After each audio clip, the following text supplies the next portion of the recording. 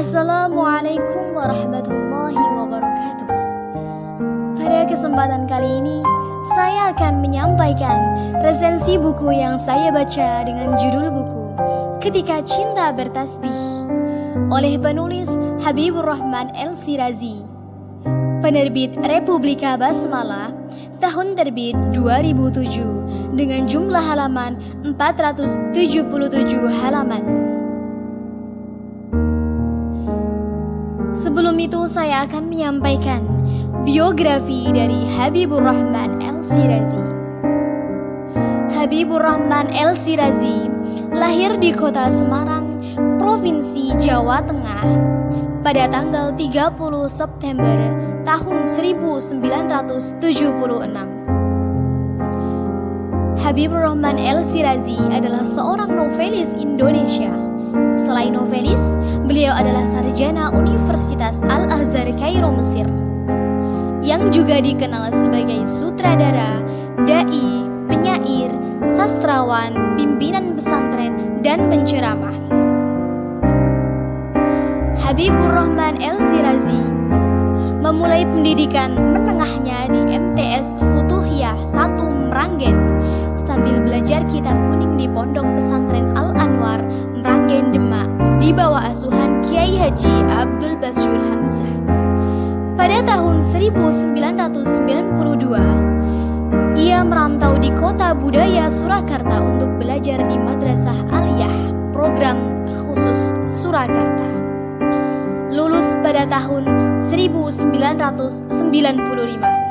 Setelah itu melanjutkan pengembaraan intelektualnya ke Fakultas Usuluddin, jurusan Hadis Universitas Al-Azhar Kairo, dan selesai pada tahun 1999. Pada tahun 2001 lulus Postgraduate Diploma S2 di The Institute for Islamic Studies di Kairo yang didirikan oleh Imam Al-Baiquri.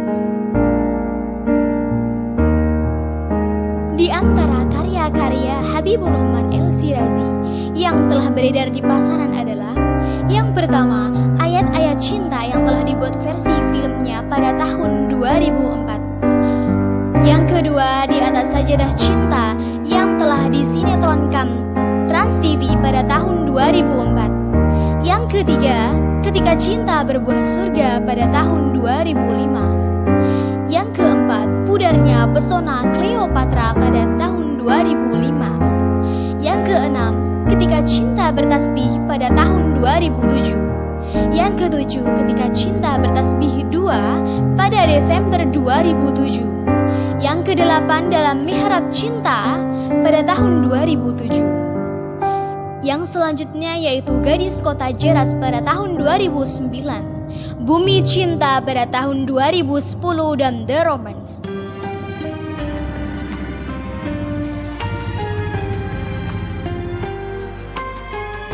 Selanjutnya saya akan menyampaikan resensi buku yang saya baca, yaitu novel Ketika Cinta Bertasbih, yang mana novel ini banyak diklaim sebagai novel yang membangun jiwa.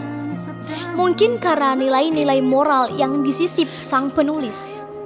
Novel ini secara umum berkisah soal cinta dan kompleksitasnya, tentang dinamikanya yang membungkuskan agama, tentang seperti apa cinta yang hakiki dan kekal. Tema ini klise memang, namun buku ini tepat dibaca jutaan orang yang dikategorikan sebagai salah satu novel bestseller. Apa yang menarik sebenarnya? Kisahnya berputar di kehidupan seorang tokoh bernama Khairul Azam, seorang pemuda sederhana, tampan, karismatik, soleh, cerdas, dan berkemauan keras. Ia menempuh pendidikan S1 di Al-Azhar Kairo, Mesir. Ia menyelesaikan pendidikannya dengan tersendat, bahkan hampir 9 tahun, sebab ia harus bekerja untuk menghidupi keluarganya di Indonesia. Tokoh Azam memang digambarkan sebagai tulang punggung keluarga. Di Mesir sendiri, Ia dikenal sebagai tukang tempe karena memang pekerjaannya adalah membuat tempe di Mesir untuk mendapatkan uang.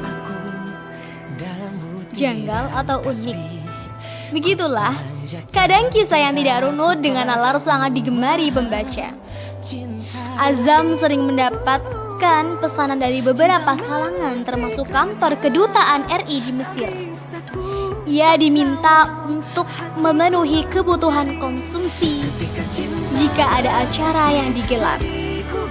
Pada momen inilah sang tokoh Azam mengenal sosok tokoh lainnya, yakni Eliana.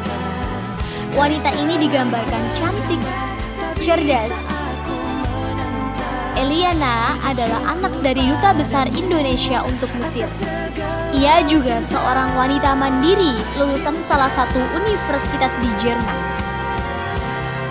Azam jatuh hati padanya. Namun dengan prinsip keagamaan yang ia anut, ia perlahan menepis hasratnya pada Eliana. Dalam persoalan ini, ternyata Eliana juga menaruh hati pada Azam. Kisah berlanjut pada pertemuan tokoh Azam dengan wanita lainnya yang bernama Anna. Ia seorang gadis yang juga kuliah di Mesir, yakni program S2. Anna digambarkan sebagai sosok yang memukau, berjilbab sempurna, pandai, lembut, dan semua sifat sempurna lainnya. Azam jatuh hati pada Anna dan berniat melamarnya. Sayangnya, keinginannya ditolak karena status sosial sang tokoh Azam yang tidak sepadan dengan Anna. Pada akhirnya, Anna malah menerima pinangan sahabat Azam sendiri yang bernama Furqan. Konflik pun berkisar di kisah cinta yang berputar-putar ini. Apa sih yang menarik disimak? Novel ini cukup membangun, memberi semangat bagi pembaca untuk berjuang hidup. Novel ini juga syarat nilai moral, terutama tentang bagaimana kita seharusnya memandang cinta. Gaya bahasa yang digunakan juga cukup ringan sehingga memudahkan pembaca untuk menangkap makna di balik kata-kata sang penulis. Hal lain yang menarik adalah setting yang indah dan detail. Bagi orang yang mendamba berkunjung ke Mesir, buku ini semacam pelepas dahaga. Namun, kelemahan dari novel Ketika Cinta Bertasbih ini, sebuah novel dengan pengarang yang sama, konsep yang sama juga, dan latar yang dipilih kurang variatif. Namun, kelebihan dari novel ini, dalam novel ini menceritakan kisah percintaan bukan sekedar tahap lawan jenis saja, tapi jauh mengungkapkan kecintaan terhadap Allah Subhanahu wa Ta'ala. Novel ini merupakan novel pembangun jiwa yang banyak akan makan di setiap kalimatnya. Gaya bahasa yang ringan dan alur cerita yang mudah dipahami membuat pembaca seakan dapat melihat apa yang ingin diperlihatkan oleh penulis.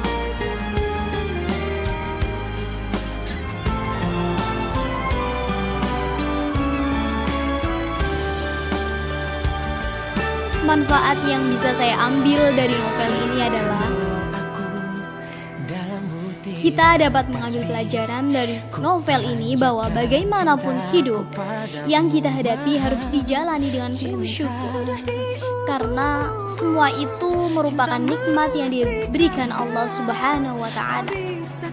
Kita dapat mengetahui arti perjuangan hidup untuk menggapai cita-cita yang tinggi dengan tekad dan keyakinan bahwa kita bisa.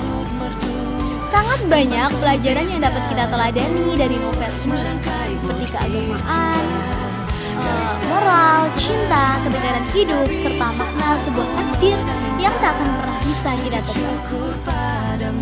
Selain itu, novel ini juga dapat mencontohkan tokoh-tokoh manusia sederhana, jujur, tulus, gigih, sabar, tawakal, dan lain sebagainya. Sekian dari resensi yang saya baca.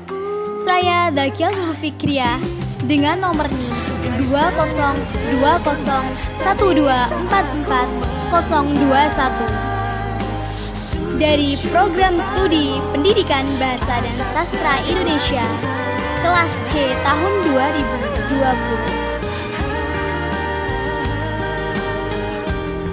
Saya mengucapkan terima kasih. Sekian dari saya. Wassalamualaikum warahmatullahi wabarakatuh.